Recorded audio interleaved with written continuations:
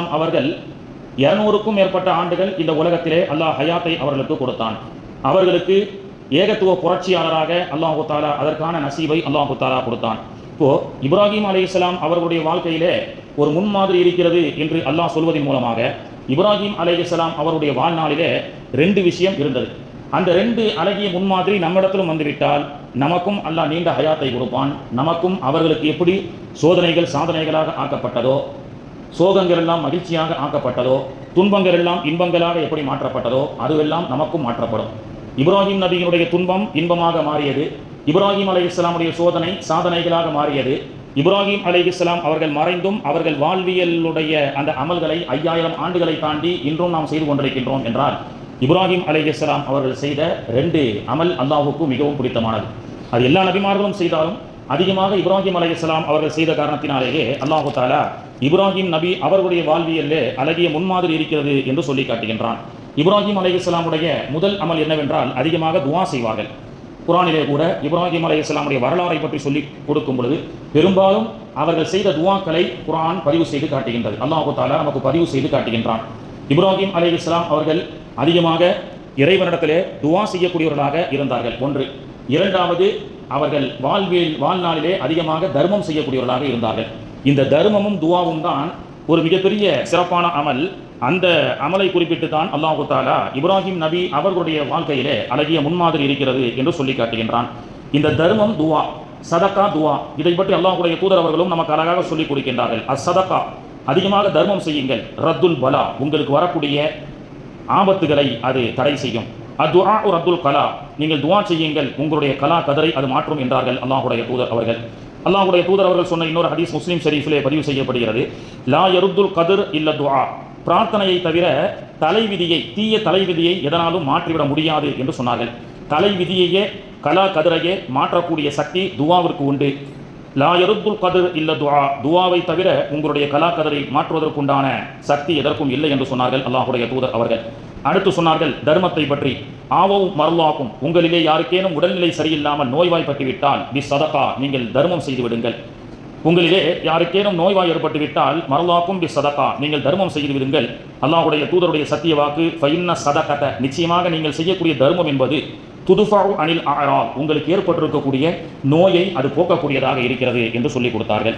எனவே தான் நம்முடைய முன்னோர்கள் எல்லாம் வீட்டிலே யாருக்கேனும் உடல் அசௌகரியங்கள் ஏற்பட்டு விட்டாலோ, மருத்துவமனையிலே நம்மை சார்ந்தவர்கள் யாரேனும் உடல்நிலை குன்றி போய் அவர்கள் அவசர பிரிவிலோ அல்லது வேறு ஏதேனும் நோய்க்காக அசௌகரியத்திற்காக அவர்கள் சேர்க்கப்பட்டால் நீங்கள் மருத்துவமனைக்கு கட்டக்கூடிய அந்த கட்டணத்தையும் தாண்டி வெளியே வந்து ஒரு 3 மிஸ்கின்களுக்கு 6 மிஸ்கின்களுக்கு 10 மிஸ்கின்களுக்கு ஏழைகளுக்கு உணவளியுங்கள். அதன் மூலமாக அவருடைய நோய் ஷிஃபா அளிக்கக்கூடும் என்று அனுபவபூர்வமாக நமக்கு சொல்லிக் கொடுக்கின்றார்கள். இதெல்லாம் மாணவி ஸல்லல்லாஹு அலைஹி வஸல்லம் அவர்கள் நமக்கு கற்றுக் கொடுத்தது.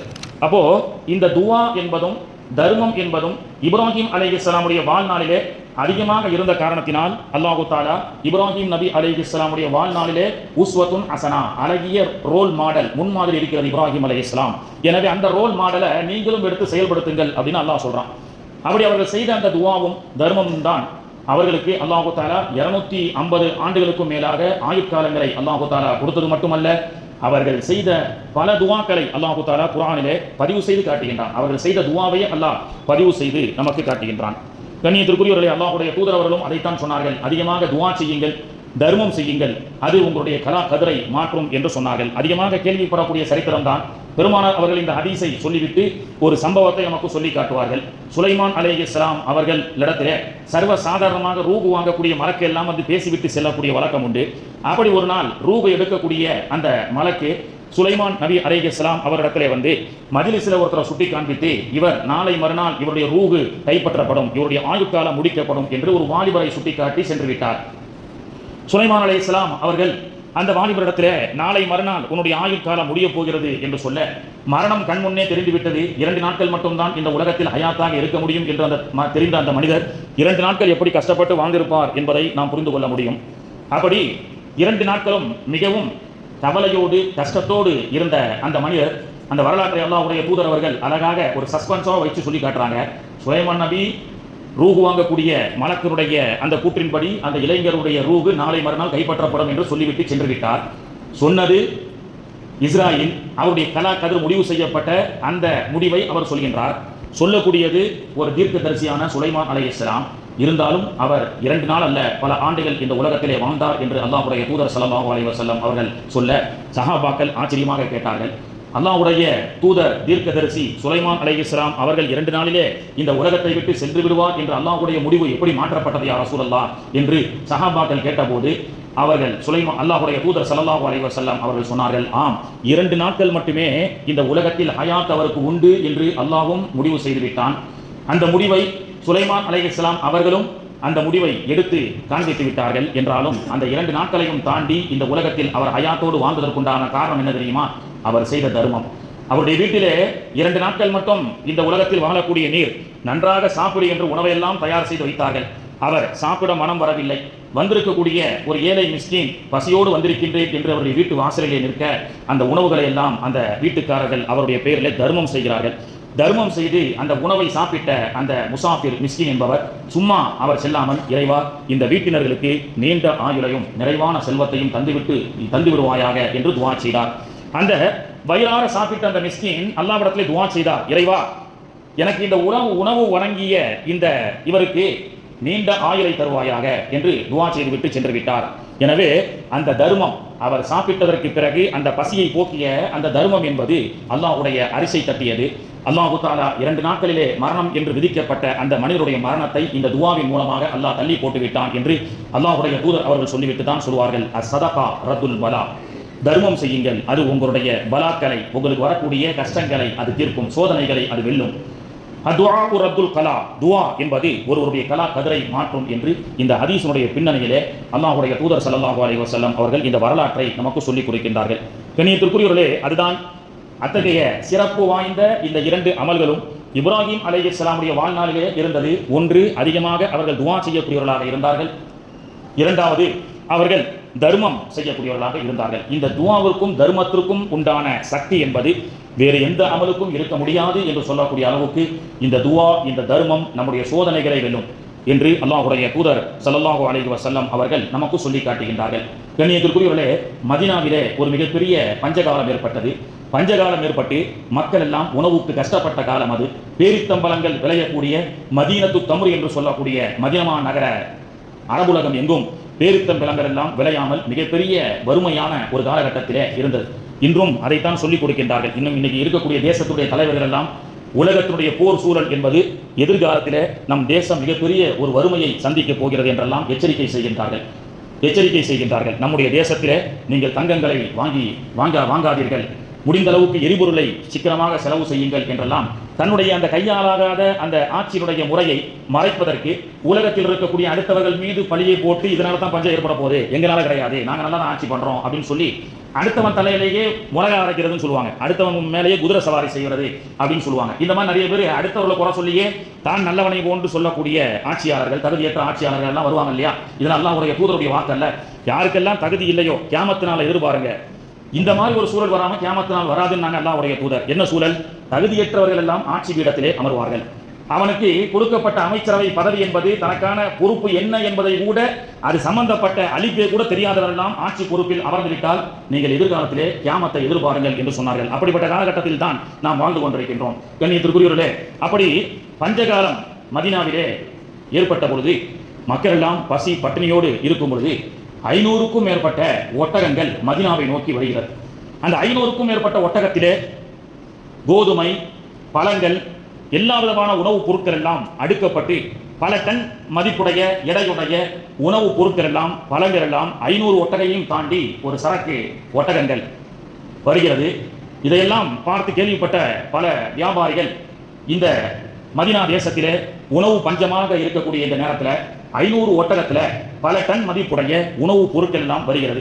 இதெல்லாம் யாருடைய சரக்கு அப்படி என்று விசாரித்து பார்த்தால் உஸ்மானே கனி ரலியல்லாஹு அன்ஹு அவர்களுக்கு சொந்தமான சரக்குகளும் ஒட்டகங்களும் தான் என்று கேள்விப்பட்டவுடன் உஸ்மான் ரலியல்லாஹுடைய வீட்டு வாசலிலே பல வியாபாரிகள் எல்லாம் வந்து கதவை தட்ட ஆரம்பித்தார்கள்.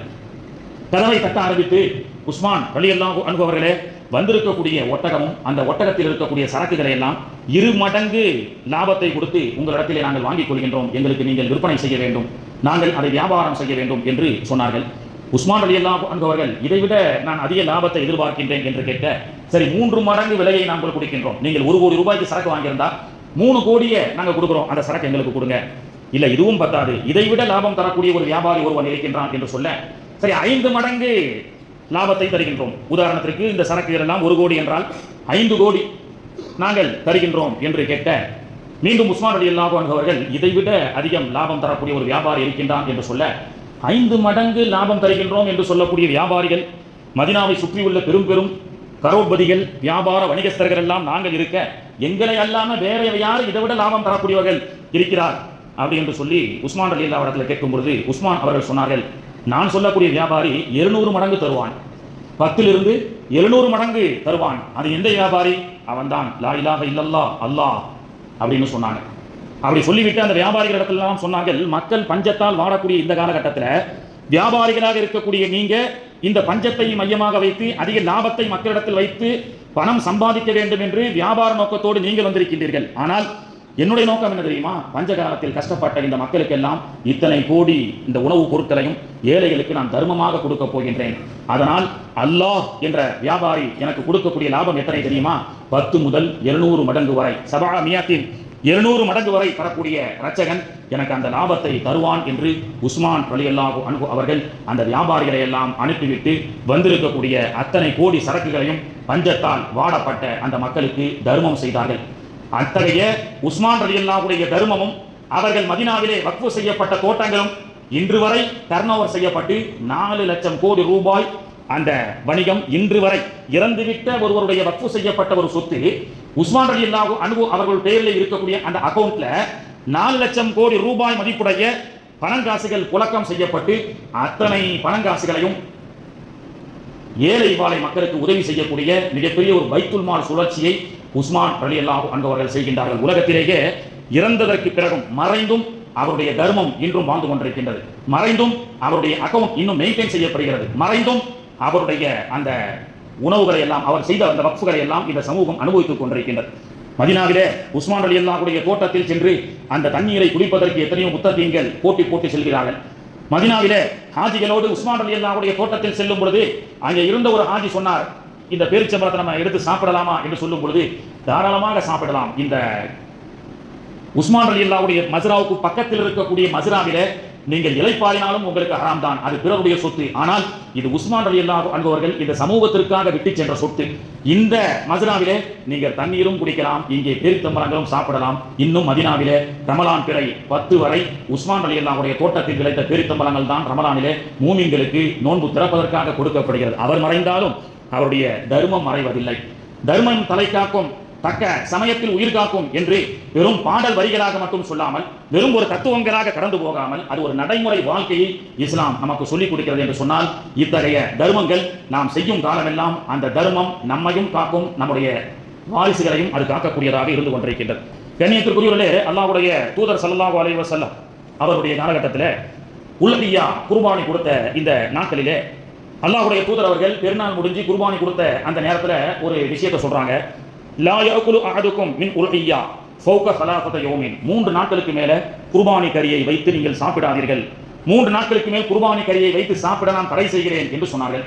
இந்த வெறுமனந்த ஹதீஸ் முஸ்லிம் ஷரீஃப்ல பதிவு செய்யப்படக்கூடிய ஹதீஸ். லா யஅகுலு அஹதுக்கும் மின் உல்ஹியா ஃபௌக ஸலாஸத யௌமின். யாரும் 3 நாளைக்கு மேல குர்பானி கறியை வைத்து சாப்பிட வேண்டாம். என்ன அதிரத்து, இப்படி ஒரு சட்டத்தை நாங்கள் தெரிஞ்சிருந்தா இன்னைக்கு ஃப்ரிட்ஜ் ஃபுல்லா குர்பானி கறி தான் நிறைஞ்சிருக்கிறது. நிறைய இந்த ஃபேஸ்புக் வாட்ஸ்அப்களில் சில நன்மக்கள் போடுறாங்க, உங்களுடைய குர்பானி இறைச்சி குளிரூட்டப்பட்ட ஃப்ரிட்ஜில் நிரப்பப்படுவதை விட ஏழைகளுடைய வயிற்றை நிரப்புங்கள் என்றெல்லாம் விழிப்புணர்வு பதிவுகள் சொல்லப்படுகிறது. அது மட்டும் இல்லாமல் இந்த குர்பானி கறி இன்னைக்கு காய வைக்கப்பட்ட அதுக்கேற்ற சூழலில் இன்னைக்கு நல்ல வெயில் அடிக்குது, தாய்மார்களுக்கு ரொம்ப ஈஸி, நல்ல காய வச்சு பல நாட்களாக பயன்படுத்துகின்றோமே.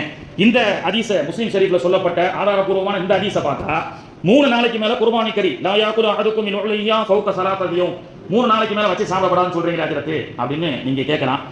இந்த குர்பானியுடைய ஆண்டுக்கு மறு வருஷம் இந்த நிகழ்வு நடைபெறவில்லை என்றால் நாம குர்பானி கறியை காய வச்சு சாப்பிட முடியாது. குவைத்துக்கும் துபாய்க்கும் அனுப்பி அடுத்த வருஷம் குர்பானி வருஷம் வரைக்கும் ஊறுகாய் செஞ்சு பதப்படுத்தி நம்மளால சாப்பிட முடியாது.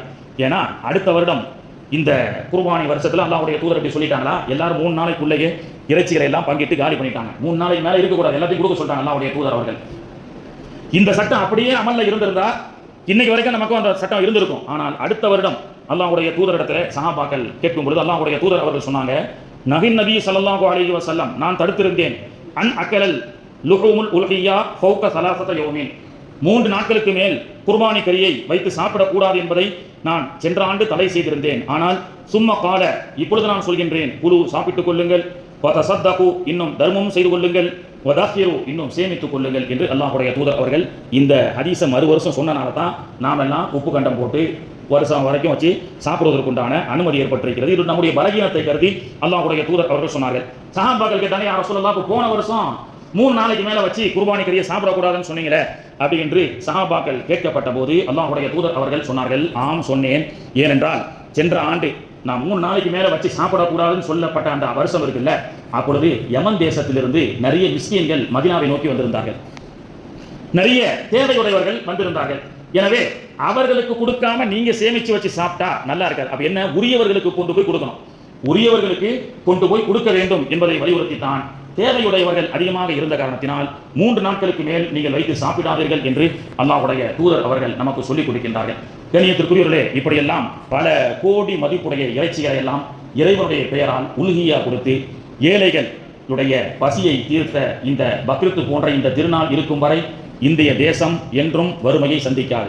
அதையும் தாண்டி சில ஆட்சியாளர்களால் இந்த குர்பானி தடை செய்யப்படுமானால், இந்த உல்ஹியாவுடைய இந்த சிறப்பான தர்மங்கள் தடை செய்யப்படுமானால் இந்திய தேசம் வறுமையுடைய விளிம்புக்கு செல்லும். இன்னைக்கும் வெஸ்ட் பெங்கால்ல பார்த்தோமா இல்லையா, மாட்டு இறைச்சி அறுக்கக்கூடாது என்று வெஸ்ட் பெங்காலிலே தடை செய்கின்றார்கள். அங்கே இருக்கக்கூடிய ஆளுங்கள் எல்லாம் மாட்டு இறைச்சி இல்லை என்று சொன்னால் என்ன, மாடு சாப்பிடாம போனோம், என்ன செத்தா போறோம் அப்படின்னு சொல்லி நமக்கு வேற ஆப்ஷன் இருக்கு. ஆட்டுக்கறி, ஆடை நீங்கள் குர்பானி கொடுங்கள், மாடு இருக்கிறது ஹராம். இந்திய சாசனத்துடைய சட்டத்திற்கு கட்டுப்பட்டவர்கள் தான் இஸ்லாமியர்கள். என்னைக்கும் இஸ்லாமிய இந்த இந்திய தேசத்துடைய இந்த அரசியல் அமைப்பு சட்டத்திற்கு என்றும் கட்டுப்பட்டவர்கள். ஏனென்றால் மான் சாப்பிடுவது நமக்கு ஹலால் தான், குர்ஆன் நமக்கு ஹலாலாக்கி இருக்கிறது, ஹதீஸ் நமக்கு ஹலாலாக்கி இருக்கிறது. மான் சாப்பிடுவதில் மார்க்கம் எந்த தடையும் சொல்லவில்லை. ஆனால் இந்த தேசத்தினுடைய தேசிய விலங்காக அது வேட்டையாடப்படக்கூடாது என்ற சட்டம் இந்த தேசத்தில் இருக்கின்ற ஒரே காரணத்தினால் இந்த தேசத்தில் வாழக்கூடிய ஒரு இந்தியனாக இருந்து என்றும் நாம் மான் சாப்பிடுவதில்லை. இஸ்லாம் அனுமதித்தாலும், இஸ்லாம் ஹலால் என்று சொன்னாலும் இந்த தேசம் அது ஹராம் என்று சொல்கின்ற காரணத்தினால் இந்த தேசத்திற்கு கட்டுப்பட்டு நாம் மான் கறியை என்றும் உண்பதில்லை. அப்படித்தானே? இப்படியாக அப்போ நம்ம மாட்டு அறுக்க வேண்டாம்னு சொன்னவன்னா இரு பரவாயில்ல, நமக்கு வேற ஆப்ஷன் இருக்கு, நம்ம ஆட்டை அறுத்துக் கொள்ளலாம் என்று அறுத்தோம். ஆனால் விவசாயிகளுக்கு எந்த ஆப்ஷன் இருக்கு? பெருங்கொண்ட விவசாயிகள் இந்த குர்பானி கால்நடைகளை வளர்த்து அதை வருடத்தில் ஒரு முறை மாடுகளை விற்று அதன் மூலமாக அவர்கள் ஒரு தொகையை ஈட்டக்கூடிய ஒரு சூழல் இருக்கக்கூடிய இந்த விவசாய இந்த தேசத்திலே, குறிப்பாக வெஸ்ட் பெங்கால் தேசத்திலே பல விவசாயிகள் இன்னைக்கு அந்த மாடுகளை விற்க முடியாமல் நிர்கதியாக நின்று கொண்டிருக்கின்றார்கள். அவர்கள் சொல்லிவிட்டார்கள், பாய் லோக் ஆப் லோக் கே லியே ஆப்ஷன் ஹை, ஹம் லோக் கே லியே ஆப்ஷன் நஹீ ஹை அப்படின்னு சொல்லிட்டாங்க. அப்போ இந்த இஸ்லாமிய மார்க்கம் என்பது பிறரை வாழ வைத்துத்தான் பழக்கமே தவிர பிறருடைய வாழ்வாரத்தை கெடுத்து இஸ்லாத்திற்கு என்றும் பழக்கம் இல்லை. ஆனால் இன்னைக்கு பக்ரீத் வந்துட்டா தான் மாடு அறுக்கிறாங்க, மாட்டுக்கறி அறுக்கப்படுகிறது என்று திடீர்னு எவன்லாம் கேஸ் போட்டு திடீர்னு ஒரே நைட்ல தீர்ப்புகள் எல்லாம் வழங்கப்படுவதை நாம் பார்த்து வருகின்றோம். சென்னையில சுமார் 32 மாடுகள் காவல்துறையினர்களால் கைப்பற்றப்பட்டிருக்கிறது. என்னன்னு சொன்னா நீதிமன்றத்தினுடைய தீர்ப்பு அப்படின்னு சொல்றாங்க. 32 மாடுகள் அறுக்கப்படாமல் தடை செய்யப்பட்டிருக்கிறது சென்னையிலே. கோயம்புத்தூரிலே அது போன்ற நிகழ்வுகள் நடந்திருக்கிறது. இப்போ பக்ரீத் வந்தா மட்டும்தான் மாடு அறுக்கிறாங்க, மாடு எங்களுடைய குலமாதா என்றெல்லாம் இவர்கள் சொல்கின்றார்கள். ஆனால் இன்னைக்கு ஒரு நாளைக்கு பார்த்தீங்கன்னு சொன்னா over 1 lakh cows are slaughtered in India each day. ஒரு நாளைக்கு 1 லட்சம் பசுமாடுகள் அறுக்கப்படுகிறது இந்தியாவில். இந்த உலகத்திலேயே அதிகமாக பீஃப் எக்ஸ்போர்ட்ல இந்தியா முதலிடம் என்று இன்னைக்கு நம்ம நாட்டு பிரதமர் பேசுகின்றார். அப்போ வியாபாரத்திற்காக அது அறுக்கப்பட்டால் அது கோமாதா அல்ல, மார்க்கத்திற்காக, மார்க்கத்தின் நம்பிக்கையின் அடிப்படையில் தர்மம் செய்வதற்காக அறுக்கப்பட்டால் மட்டுமே எங்களுடைய உணர்வு புண்படுகிறது என்று சொல்வது என்ன நியாயம் சகோதரர்களே? கண்ணியத்திற்குரியவர்களே, இப்படியாக இந்த அரசியல் என்பது நமக்கான உரிமைகளை இந்த இந்தியாவுடைய கான்ஸ்டிடியூஷன் அசம்பிளியினுடைய அந்த சட்டத்தின் அடிப்படையில் பன்முகம் கொண்ட இந்த தேசம் இன்னைக்கு கேள்விக்குறியாக மாறி எந்த உடை போட வேண்டும், என்ன சாப்பிட வேண்டும் என்பதையும் இன்னைக்கு சர்க்கார் தீர்மானிக்கக்கூடிய அளவுக்கு உண்டான ஒரு சூழல் ஏற்பட்டிருக்கிறது. தர்மம் பல வகையிலே இன்னைக்கு பார்த்தீங்கன்னு சொன்னா ஒவ்வொரு சூழலிலே மாற்றப்படும் என்பதை நாம் இந்த பக்ரீத் மூலமாக தெரிந்து கொண்டோம். அல்லாஹ்வுடைய தூதர், நான் அதிகமான ஏழைகள் இருந்த காரணத்தினால 3 நாளைக்கு மேல குர்பானி கறியை வச்சு சாப்பிடாதீங்க, தேவை உள்ளவர்கள் இருக்கின்றார்கள் என்று சூழலுக்கேற்ற தர்மத்தையே இஸ்லாம் மாற்றி காட்டுகின்றதா இல்லையா? கண்ணியத்திற்குரியவர்களே, அதே போன்று இஸ்லாமிய இந்த சமூகம் தான், எந்த இஸ்லாமிய சமூகம் நாம் ஒடுக்கப்பட்டு கொண்டிருக்கின்றோமோ, வடநாட்டில் 5 வேளை பள்ளிவாசலிலே தொழுகை நடக்கப்பட்ட இடம், லா இலாஹ இல்லல்லாஹ் முஹம்மது ரசூலுல்லாஹ் என்று சொல்லப்பட்ட இடம், அருள்மறையினுடைய திருவசனம் ஓதப்பட்ட பள்ளிவாசல், குர்ஆனுடைய வசனங்களும் அல்லாஹு அக்பர் என்று ஏகத்துவத்தை முழங்கப்பட்ட பள்ளிவாசலுடைய மெஹராபுகள். இன்று சில பள்ளிவாசல்களிலே சாமி சிலைகள் வைக்கப்பட்டு அங்கே பூஜைகள் நடத்தப்படக்கூடிய ஒரு அவலநிலை சமீப காலமாக இந்தியாவில் நடைபெற்று வருகிறது. மார்க்கம் என்ற பெயரிலே நாம் செய்கின்ற ஒவ்வொரு வணக்கத்தையும் எனக்கு இடையூறாக இருப்பதற்காக இந்த இஸ்லாமிய வழிபாட்டு தலங்களை எல்லாம் ஷிர்கான வழிபாட்டு தலங்களாக மாற்றுவதற்குண்டான முயற்சி ஏற்பட்டுக் கொண்டிருக்கிறது. கண்ணியத்திற்குரியவர்களே, நன்றாக இந்த வரலாற்றை நாம் தெரிந்து கொள்ள வேண்டும். இந்தியா சுதந்திரம் வாங்கியதற்கு பிறகு இந்த கான்ஸ்டிடியூஷன் லா, இந்திய சாசன சட்ட அமைப்பை நீங்கள் எப்படி உருவாக்கப் போகிறீர்கள் என்று லண்டனில் இருந்து ஆங்கிலேயன், இந்தியா பன்முகத்தன்மை கொண்ட நாடு, இங்கே பல மதத்தவர்கள் வாழ்ந்து கொண்டிருக்கின்றார்கள், பல இனத்தவர்கள் வாழ்ந்து கொண்டிருக்கின்றார்கள், பல பழங்குடியினர்கள் வாழ்ந்து கொண்டிருக்கின்றார்கள். இப்படிப்பட்ட பன்முகத்தன்மை கொண்ட இந்த இந்திய தேசத்தை நீங்கள் எவ்வாறு சட்ட அமைப்பை அமைத்து யாருக்கும் இடையூறு இல்லாம எல்லாரும் அவரவர்களுடைய சட்டத்தின் அடிப்படையில் இந்த இந்திய தேசத்தில் வாழக்கூடிய அந்த இன்ஃப்ராஸ்ட்ரக்சர் கட்டமைப்பை எப்படி நீங்கள் சட்டமாக உருவாக்கி இருக்கிறீர்கள்? நாங்கள் சுதந்திரத்தை கொடுத்துட்டு போயிடுவோம், அதுக்கப்புறம் நீ மதத்தின் பெயரால் அடித்துக் கொள்ளக்கூடாது அப்படின்னு சொல்லி ஆங்கிலேயன் லண்டன்ல கான்ஸ்டிடியூட் அசம்பிளின்னு சொல்லி ஒரு கூட்டத்தை ஏற்பாடு செஞ்சு இந்தியாவிலிருந்து இது சம்பந்தப்பட்ட 10 வல்லுநர்கள் எங்களிடத்தில் வந்து இதை சமர்ப்பித்தால் மட்டுமே நாங்கள் இந்திய தேசத்திற்கு சுதந்திரம் தருகின்றோம் என்று சொல்ல 10 நபர்களை இந்த இந்தியா அப்பொழுது தேர்ந்தெடுத்தது. அப்படி தேர்ந்தெடுக்கப்பட்ட இடத்துல எல்லோரும் எதிர்பார்த்தது யார் என்று சொன்னால், அன்றே கொலம்பியா யூனிவர்சிட்டியில் படித்த ஆதி திராவிட மக்களுக்கும் முஸ்லிம்களுக்கும் உண்டான குரல் கொடுத்த அண்ணன் டாக்டர் அம்பேத்கர் அவர்களை அழைப்பார். ஏனென்றால் 14 மணி நேரமும் நின்று ஆங்கிலத்திலேயே உரையாற்றக்கூடிய மிகப்பெரிய ஆற்றல் அவருக்கு அப்பொழுது உண்டு. 10 நிமிஷம் கூட ஆங்கிலம் பேச தெரியாத தற்கூரி தலைவர்களை எல்லாம் 10 தலைவர்களாக அப்பொழுது தேர்ந்தெடுத்து லண்டனுக்கு அனுப்பக்கூடிய நேரத்தில் லண்டனுக்கு யாரை இந்தியா அனுப்ப போகிறது, இந்திய சாசனத்தினுடைய சட்டத்தை வகுத்து கொடுக்கக்கூடியதில் வல்லுநர்கள் யார் என்று மக்களே எதிர்பார்த்தார்கள். அந்த 10 பேரிலே அம்பேத்கருடைய பெயர் இடம்பெறவில்லை. இடம்பெறாதது முகமது அலி ஜின்னாவுக்கு மிகவும் கவலை அளித்தது. அப்பொழுது இந்தியாவுடைய அரசாங்கத்தை அழைத்து கொலம்பியா யூனிவர்சிட்டியில் படித்த 10 மணி நேரத்துக்கும் மேற்பட்ட ஆங்கிலத்தில் சரளமாக பேசக்கூடிய ஒரு மிகப்பெரிய திறமைசாலி அம்பேத்கர் அந்த 10 பேர் இடம்பெறவில்லை என்றால் அந்த குழு செல்வதற்கே அர்த்தமில்லாமல் ஆகிவிடும் என்று சொல்லி முகமது அலி ஜின்னா என்றவர் என்ன செஞ்சார் தெரியுமா?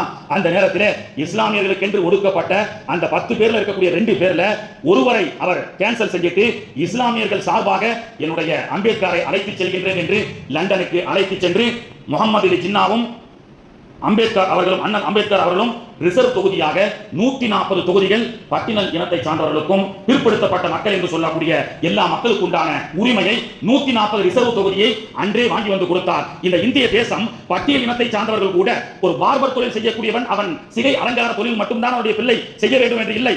ஒரு நேரத்தில் சிகை அலங்காரம் செய்து கொண்ட பார்பருடைய மகன் கூட அமெரிக்காவிலே இன்று அவன் சாப்ட்வேர் இன்ஜினியராக பணியாற்றுகின்றான் என்று சொன்னால் இந்த முகமது அலி ஜின்னா இந்த இந்திய தேசத்திற்காக லண்டனிலே சென்று எல்லா மக்களுக்கு உண்டான உரிமையை வாங்கி வரவில்லை என்று சொன்னால் பிற்படுத்தவன் பட்டியலினத்தை சார்ந்தவன் இந்த தேசத்தில் சட்டை கூட போட்டிருக்க முடியாது. அப்படி எல்லா மக்களுக்கு உண்டான உரிமையை வாங்கி கொடுத்த காரணத்தினால்தான் இந்திய தேசத்தினுடைய முதல் கல்வி அமைச்சர் மௌலானா அபுல் கலாம் ஆசாத் இன்னைக்கு ஐஐடி மிகப்பெரிய கனவு. இன்னைக்கு நம்முடைய பிள்ளைகளை எல்லாம் இது போன்ற நல்ல நிறுவனத்திலே மிகப்பெரிய கல்வி ஸ்தாபகத்திலே வைத்து படிக்க வைப்பதற்கு கூட மிகப்பெரிய ஸ்ட்ரகிளாக இருக்கிறது. ஆனால் இந்த தேசத்திலே கல்வியை ஐஐடி போன்ற பெரும் பெரும் நிறுவனத்தை எல்லாம் நிறுவி கொடுத்தவர்கள் அபுல் கலாம் ஆசாதை போன்ற இஸ்லாமியர்கள் என்பதை இந்த தேசம் ஒரு காலமும் மறக்கக்கூடாது. கண்ணியத்திற்குரியவர்களே, எனவே நாம இன்னைக்கு புறக்கணிக்கப்பட்டுக் கொண்டிருக்கின்றோம். இந்த தேசத்தினுடைய பெருங்கொண்ட 70% மேற்பட்ட மக்களுடைய உரிமைகளை வாங்கி தந்த நம்முடைய சமூகத்திற்கு இன்னைக்கு ஒரு பக்ரீத் அன்று ஒரு மாட்டை அறுப்பதற்கு கூட இன்னைக்கு கேள்விக்குறியாக இருக்கிறது என்று சொன்னால்